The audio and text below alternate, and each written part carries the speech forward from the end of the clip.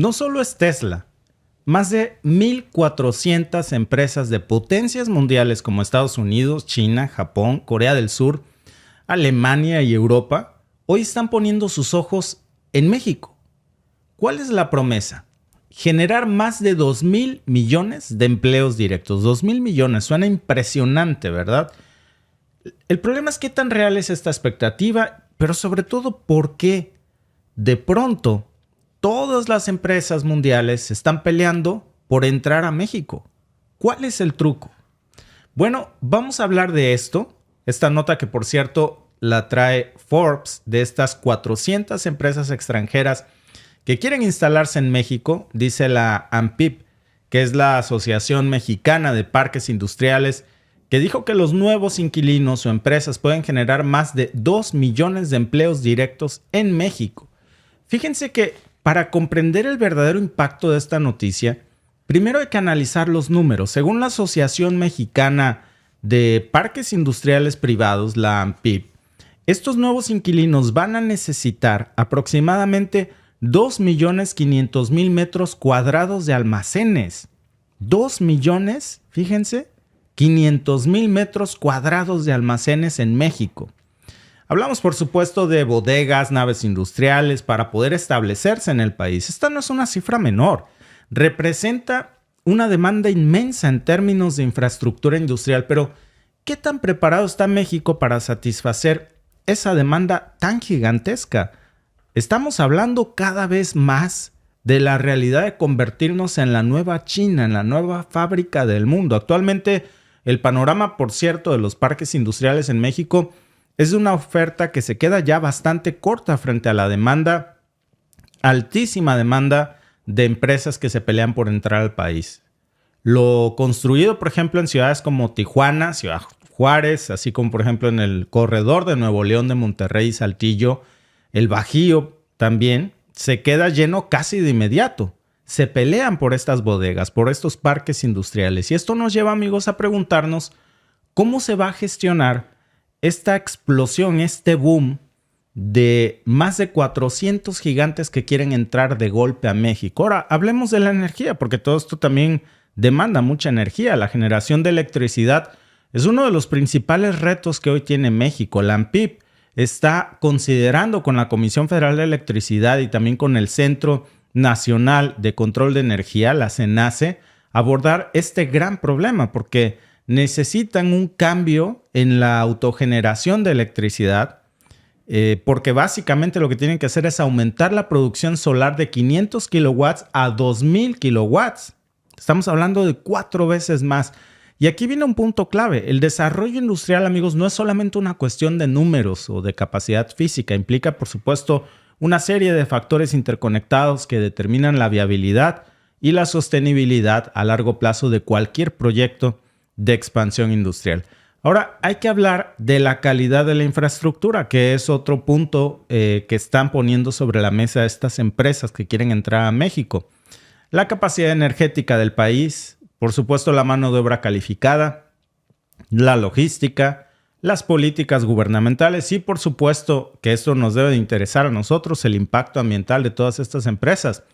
Si le echamos un ojo, por ejemplo, al desarrollo industrial del 2023 de la AMPIP, nos da más o menos una idea para que tengamos la noción de qué regiones están ya preparadas para asumir este boom industrial que va a tener México el próximo año. Las cifras hablan por sí solas. Estamos hablando de Nuevo León, Chihuahua, Coahuila, Baja California, Estado de México, Jalisco y, por supuesto, Guanajuato, que se encuentran en la cima con un altísimo desarrollo industrial.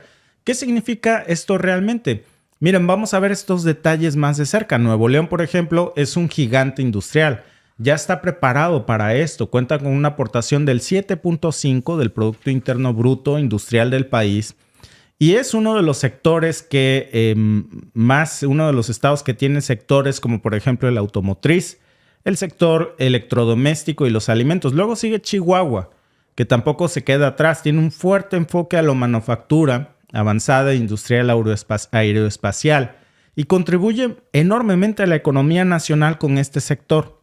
Después sigue en la lista Coahuila, que tiene una base muy sólida de producción de acero y también es reconocido porque ahí se ha asentado la industria automotriz, la manufactura de autos. Este estado también es un jugador clave en el panorama industrial mexicano. Luego le sigue Baja California, que tiene una cercanía estratégica con Estados Unidos. Y esa cercanía lo vuelve en un centro neurálgico para la manufactura electrónica y también para la industria médica. Ahora, hablemos, por supuesto, del Estado de México, que tiene una diversa base industrial. Está preparada con naves industriales que incluyen el alojo de industrias como, por ejemplo, alimentos, bebidas, productos farmacéuticos. Y es un claro ejemplo de diversificación industrial. Luego siguen otros estados como, por ejemplo, Jalisco, conocido por su innovación en tecnología y también en electrónica. Le sigue Guanajuato, que ha crecido también muchísimo en el sector automotriz.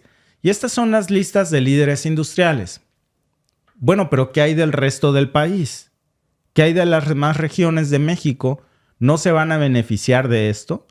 ¿Vamos a ver un crecimiento equitativo a lo largo y ancho del país o vamos a ver cómo esto solamente beneficia a ciertas zonas del norte de México y algunas del centro? Hay varios datos, amigos, que están prendiendo algunas alarmas porque mientras estas regiones que yo les dije están avanzando a pasos agigantados, hay otras que están luchando por intentar mantener un ritmo. Por ejemplo, estamos hablando de Chiapas, Oaxaca, Guerrero, que son estados que tienen muchos recursos naturales, mucho potencial humano, pero que tienen desafíos muy grandes en términos de infraestructura y también de desarrollo industrial. La inversión en estas áreas es crucial, amigos, para garantizar un crecimiento más sostenible y equilibrado en todo el país. Los gobernadores de esas zonas tienen que poner hoy un énfasis muy grande para tratar de emparejarse con esos estados de la República que tienen un gran desarrollo industrial.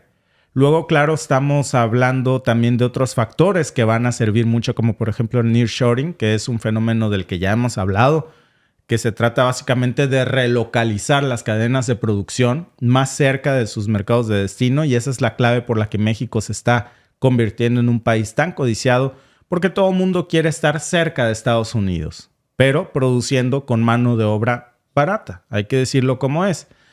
El caso es que por esto nos estamos posicionando como un candidato ideal para este modelo. Pero ojo con esto, porque no basta con ofrecer mano de obra competitiva a un precio mucho más económico que el que existe en Estados Unidos o en Canadá. También, amigos, se necesita tecnología avanzada, se necesita capital humano calificado, una infraestructura lógica robusta. Y si tenemos todo esto, entonces también un poco en honor a la justicia hay que preguntarnos si es justo que nos paguen 20 veces menos que del otro lado de la frontera por hacer lo mismo. Estamos hablando, amigos, de la generación de más de 2 millones de empleos. Es increíble en términos de reducción de desempleo.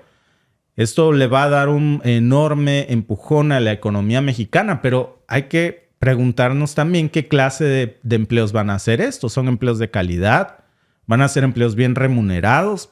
¿Qué tipo de capacitación y desarrollo profesional se van a ofrecer a los trabajadores y de beneficios para poderse integrar a estas industrias? Estas respuestas, amigos, son muy importantes porque no solamente estamos hablando de números y de estadísticas, estamos hablando del futuro laboral y el futuro económico de millones de mexicanos, 2 millones de familias para ser exactos, con la llegada de estas 400 empresas gigantes extranjeras, que es una noticia que por supuesto es muy buena, que va a marcar un antes y un después de la industria en México, pero que como siempre el diablo está en los detalles. Sí, estamos hablando de una oportunidad única para México, una que nos puede catapultar a una nueva era de prosperidad y éxito industrial, pero también estamos hablando, amigos, de un enorme desafío, uno que va a requerir la planificación cuidadosa, cuidar nuestros recursos naturales y no dejar que nos exploten, porque lamentablemente detrás de todo esto siempre está la tentación de la explotación de todo, Alba, explotación